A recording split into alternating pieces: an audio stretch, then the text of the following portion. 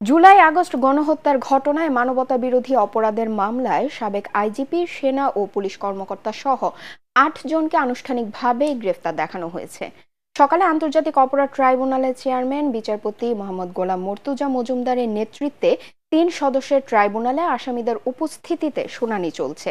এর আগে প্রিজন ভ্যানে ট্রাইব্যুনালে হাজির করা হয় সাবেক পুলিশ প্রধান চৌধুরী আবদুল্লাহ আল মামুন, এনটিএমসির সাবেক মহাপরিচালক বরখাস্তকৃত মেজর জেনারেল জিয়াউল আহসান, ঢাকা জেলার সাবেক পুলিশ সুপার আবদুল্লাহিল কাফি, ডিএমপির সাবেক ডিসি জসিমউদ্দিন মোল্লা, ঢাকার সাবেক অতিরিক্ত পুলিশ সুপার শহীদুল ইসলাম, যাত্রাবাড়ী থানার সাবেক ওসি আবুল হাসান, গুলশান থানার সাবেক ওসি মাজহারুল হক এবং ঢাকা উত্তর ডিবির সাবেক পরিদর্শক আরাফাত হোসেনকে।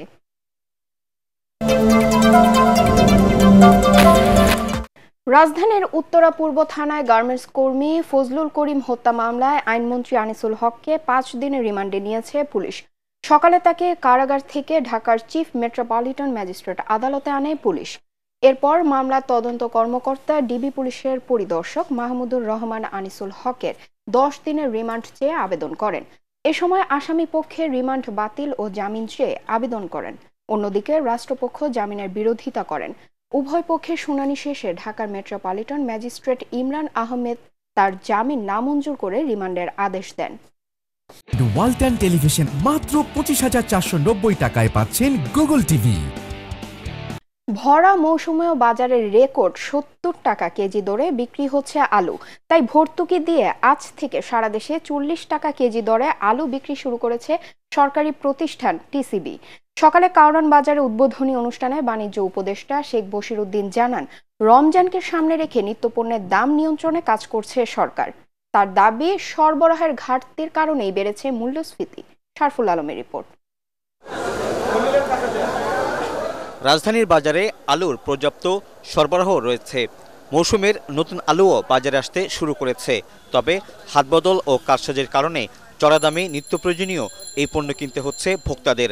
এই পরিস্থিতির মধ্যে কম আয়ের পরিবারে স্বস্তি দিতে ৪০ টাকা কেজি দরে আলু বিক্রি শুরু করেছে টিসিবি। এখানে দাম কম ভাই, এই হিসাবে সবাই লোকজন এনে লাইন দিয়ে দাঁড়াইছে। ৩০ টাকা আমরা কেজিতে কম পাচ্ছি, এরকম আমরা পাইলে তো ভালো হয়। টিসিবি ট্রাকে আলুর সাথে সয়াবিন তেল, মসুর ডাল এবং চালও কিনতে পাচ্ছেন ফ্যামিলি কার্ডধারীরা। বাজারে ৭০ টাকা করে, এখানে ৪০ টাকা করে। আমাদের অনেক উপকার হয়েছে, ন্যায্য মূল্যে পাইছি। কারওয়ান বাজারে টিসিবি ট্রাকে আলু বিক্রির কার্যক্রম উদ্বোধন করে বাণিজ্য উপদেষ্টা বলেন, দাম সহনীয় পর্যায়ে না আসা পর্যন্ত এই কার্যক্রম চলবে। আমদানিতে ভারত, পাকিস্তান বা অন্য কোনো দেশের সাথে টানাপোড়েন নেই বলেও মন্তব্য করেন তিনি। আলুর ক্ষেত্রে দুঃখজনকভাবে অনেক মূল্যস্ফীতি ঘটেছে। সো এটা নিয়ন্ত্রণে আনার জন্য কিছু তাৎক্ষণিক পদক্ষেপ এবং কিছু দীর্ঘমেয়াদী পদক্ষেপ আমরা নিচ্ছি। আমার কাছে Bharat, Pakistan, China is no issue. আমি সবাইকে সংযুক্ত করতে চাই। যেমন আপনারা সিন্ডিকেট বলছেন, আমরা যদি এখন দেশ হিসেবেও সিন্ডিকেটেড হয়ে যাই তাহলে তো সমস্যা। আমাদেরকে উদার ব্যবস্থা নিতে হবে। পণ্য আমদানিতে শুল্ক কমায় রমজানে নিত্য প্রয়োজনীয় পণ্যের দাম আরও সহনীয় থাকবে বলেও আশ্বস্ত করেন বাণিজ্য উপদেষ্টা। শারফুল আলম, এটিএন বাংলা, ঢাকা।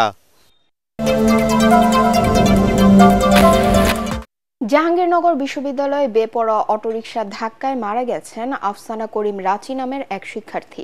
তিনি বিশ্ববিদ্যালয়ে মার্কেটিং বিভাগে 53 ব্যাচের ছাত্রী। থাকতেন বেগম খালেদা জিয়া আবাসিক হলে। প্রত্যক্ষদর্শীরা জানান, গতরাতে বিশ্ববিদ্যালয়ের নতুন কলা ভবনের সামনে ওই শিক্ষার্থী রাস্তা পার হওয়ার সময় একটি দ্রুতগামী অটোরিকশা তাকে ধাক্কা দিলে গাছের উপর আছড়ে পড়েন তিনি। গুরুতর আহত অবস্থায় তাকে উদ্ধার করে স্থানীয় হাসপাতালে পাঠানো হলে কর্তব্যরত চিকিৎসক রাচিকে মৃত ঘোষণা করেন। এর প্রতিবাদে মধ্যরাত পর্যন্ত ক্যাম্পাসে বিক্ষোভ করেন শিক্ষার্থীরা। বিশ্বকাপ বাছাই পর্বে জয় পেয়েছে আর্জেন্টিনা আর ড্র করে পয়েন্ট হারিয়েছে ব্রাজিল। পেরুর বিপক্ষে ১-০ গোলে জিতেছে বর্তমান চ্যাম্পিয়নরা। অন্যদিকে উরুগুয়ের সাথে ১-১ গোলে ড্র করেছে সেলেসাওরা। তাতে লাতিন অঞ্চল থেকে শীর্ষস্থান ধরে রেখেছে মেসির দল। ৫-এ নেমে গেছে ৫ বারের বিশ্ব চ্যাম্পিয়নরা।